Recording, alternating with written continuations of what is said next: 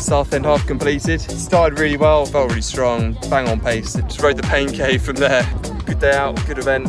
On to the next one. Tuesday evening, the race is on Sunday, and today is the last final kind of hit out before the event. I'm just going to do 3 to 4 reps of a loop near me. It's about 1.2k. I'm going to do this at race pace, so I'm aiming for that 4:16 type of time for 3 to 4 reps, and that's it. Kilometre warm up and cool down. So there's not much volume in the legs, but the intensity's there, and just to get my body used to working at that pace, not take too much out of the body. Let's go. All right, warm up done.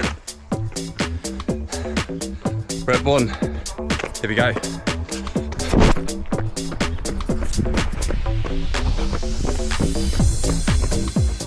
That one done. It's 4:52. 2 minutes to rest. Go again. Rep 2 done. Feeling good. On pace. Then I'll do 2 more, then cool down time. Rep 3 done. Same time. Feeling strong. 1 rep left. Final shakeout is complete. 4 reps. About 1.15 kilometers. Felt strong. I don't know how I'm going to do that for 21 kilometers, but we'll see. I think today this is all about getting some leg turnover in. I'm 2-minute rests. I could have maybe just done a minute or a minute and a half, but again, I'm not going to gain any fitness now. I think you can just put fatigue into your legs or even get injured. So it's best to do what I did today. Now rest up, eat well, bring on Sunday.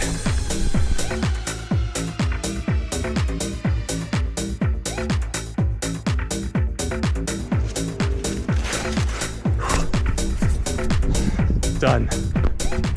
So today's Friday, 2 days out to the event. I did a push session this morning, just an easy pump session, nothing heavy, nothing too intense, just to keep the muscles ticking over, shoulders and chest. And I was probably about 6-7k on this run today. That's it. Eat well, rest up. Tomorrow got absolutely nothing. And see how we go on Sunday. So now Sunday morning, race day. So the last 8 weeks, everything comes down to this morning. We're going to have some food now, get some oats in, get some protein in, and everything comes down to this. I sorted out all my kit the night before, so I lay that all out, get everything ready, packed all the energy gels, got the trainers ready. I feel great, no excuses at all. Weather's good. Let's see how it goes.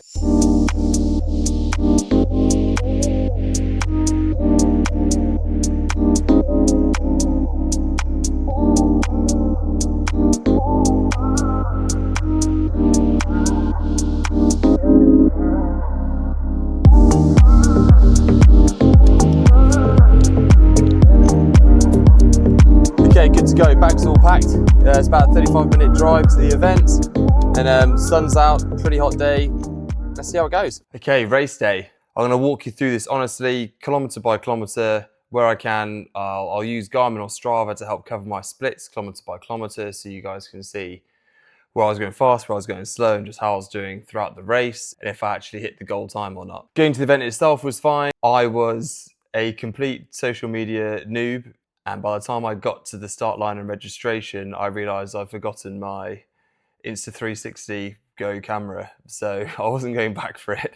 So I only had my actual phone to record race clips. I didn't get as much race footage as I wanted to get. In terms of the build up to the race, I felt great. I had everything prepped. I'd eaten well. I felt really fresh. My legs felt great. Good warm up. And when I hit that start line, I was ready to go and really focused. Start buzzer goes. Everyone kind of has to be funneled through a bit of a gate system. And then as soon as that happens, you're onto the road. You can run quite freely, weaving between people, but I roughly started in the 1:30 pen. So you could tell the people who were going with that 1:30 time. 500 meters in, I looked down at my watch, bang on 4:15 pace. Happy with that, felt good. Looking at my Garmin splits, I can see the first kilometer, 4:15 pace. Average heart rate 150, absolutely perfect, spot on. And this continued for the next few kilometers. So there's a 4:10 and a 4:15 split. When I got to the 3 kilometer mark, the 1:30 pace have actually caught up with me. I'm gonna sit on his shoulder. This was my sort of tactic going forward from this point. I've been in other races before where the paces just fly off at the start at crazy speed and you might not see them again, but I could see he was actually doing a really good job.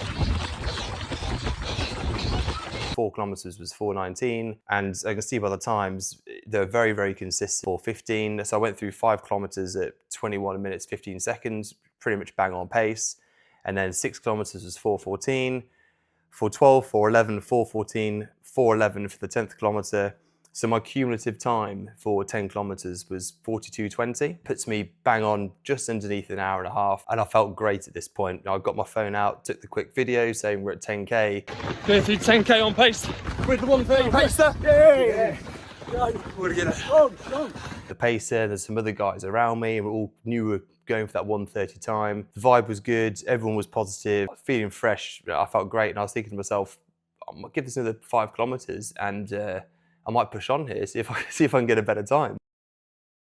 And then came the next couple of kilometers. Southend half completed. Started really well. First, 1, 2, 3K, felt really good. Got up to about 10K. Again, I was with the pacer, felt really strong, bang on pace, if not just a few seconds over per kilometre, a little bit in the bank.